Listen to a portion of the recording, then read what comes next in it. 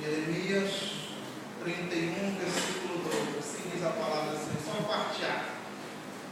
Assim diz o Senhor: o povo que escapou da espada encontrou graça no deserto. Pode tomar sua senta.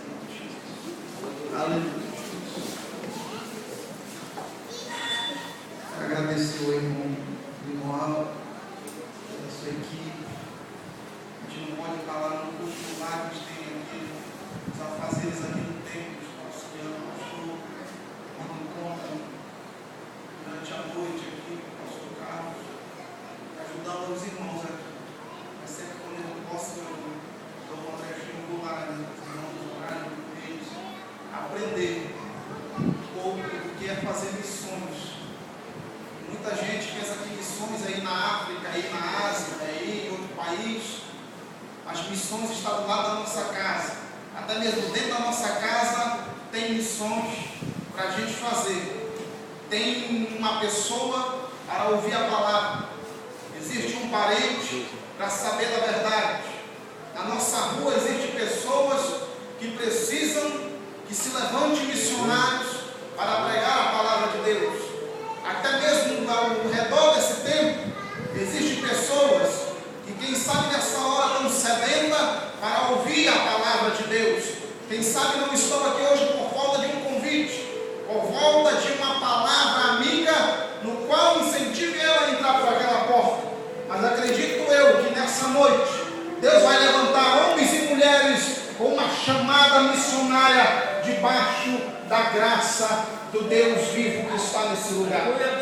Nessa noite eu quero falar sobre um tema muito forte, que é sobre graça de Deus, sobre a graça do Deus vivo sobre os homens, sobre a igreja, sobre o crente que busca a sua presença. Fala para o teu irmão e diz aí, existe a graça de Deus aí?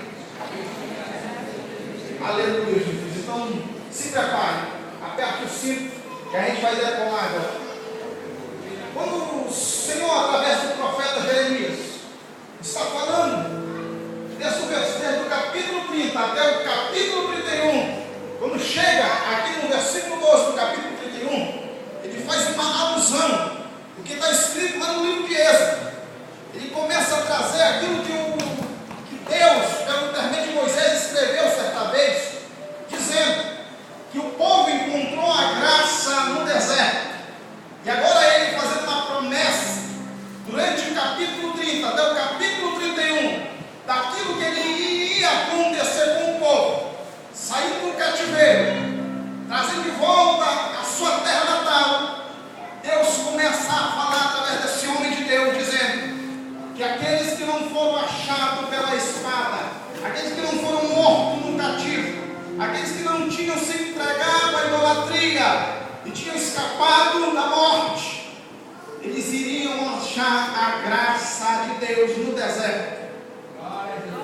Só fala de deserto, querido, aquele que passou por um. Só sabe falar de deserto aquele que está passando por um, ou aquele que já passou. Quem não fala de deserto é aquele que nunca passou por um deserto. E diante da graça de Deus, quem está passando, permaneça firme, que Deus vai honrar a sua palavra para com você.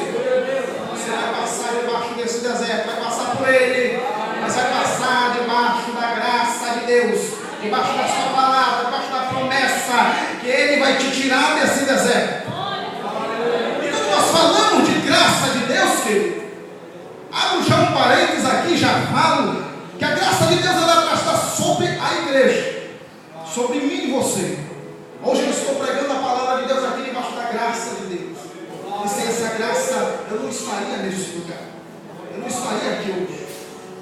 Sem essa graça você não estaria aqui hoje. Sem a graça de Deus você não conseguiria passar por aquela porta. Aleluia, Deus.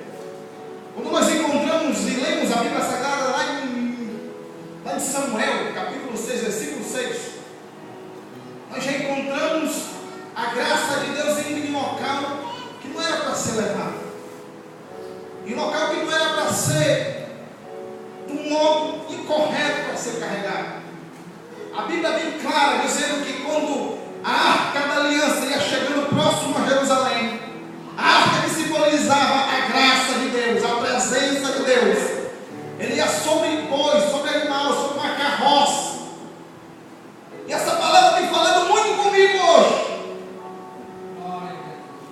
A graça de Deus foi para ser feita para estar sobre você, sobre mim.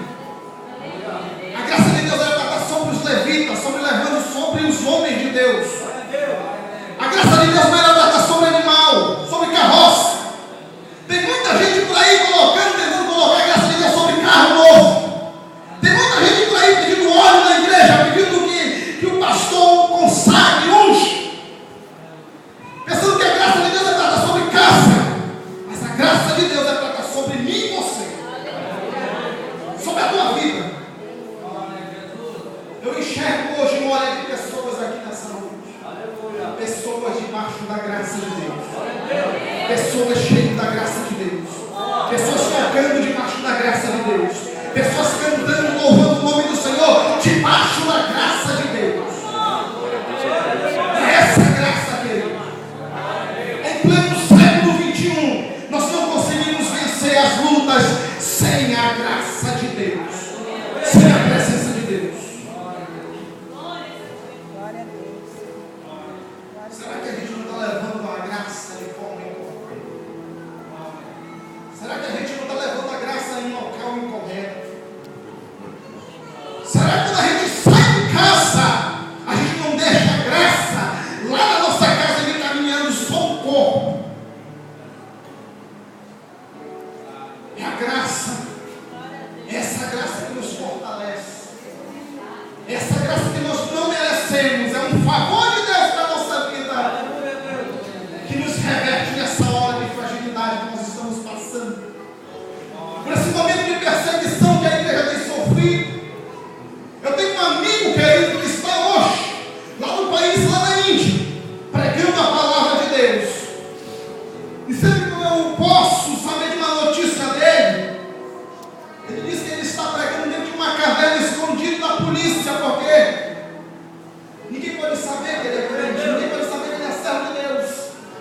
Mas o que tem guardado ele naquele local é a graça de Deus, é a presença de Deus que fortalece aquele homem, é a graça de Deus que dá força para ele não desistir dessa chamada, é a graça de Deus que está com ele quando ele sente a falta da família, é a graça de Deus que está com ele naquele local quando ele está só. É essa graça que está nesse lugar hoje, falando ao teu ouvido, meu irmão.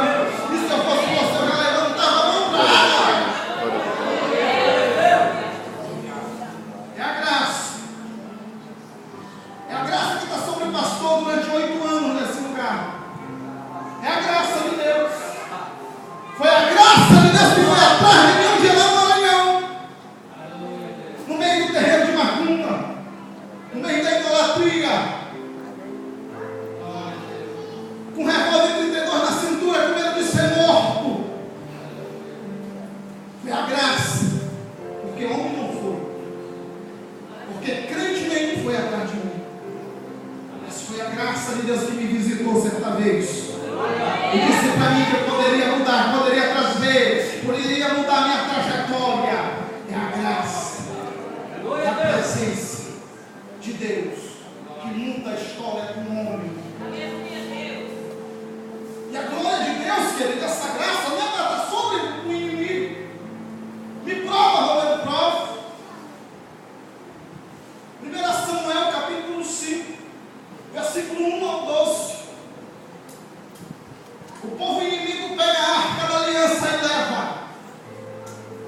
e bota dentro de um templo, de um Deus que não falava,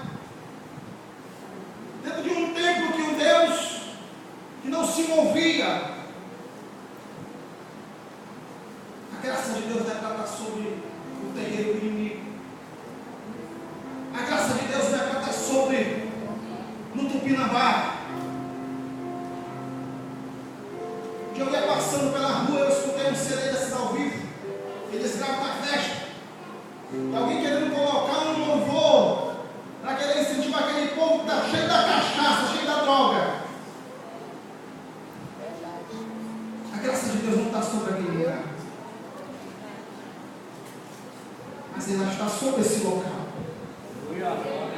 Eu acredito que se uma pessoa agora, Deus tomar ela em visões aqui, ela vai enxergar nesse lugar, subindo e descendo um anjo de Deus, assim como aconteceu. Um dia Jacó enxergou, era uma escada posta no céu, e dizia a palavra do Senhor, que Deus estava sobre aquela escada, e subia e descia anjo de Deus, trazendo aquilo que era para trazer para a vida do ser humano, para a vida minha e sua. Deus está derramando nesse lugar, nessa hora, a sua graça sobre nossas vidas. Glória a Deus. É a graça, é a presença.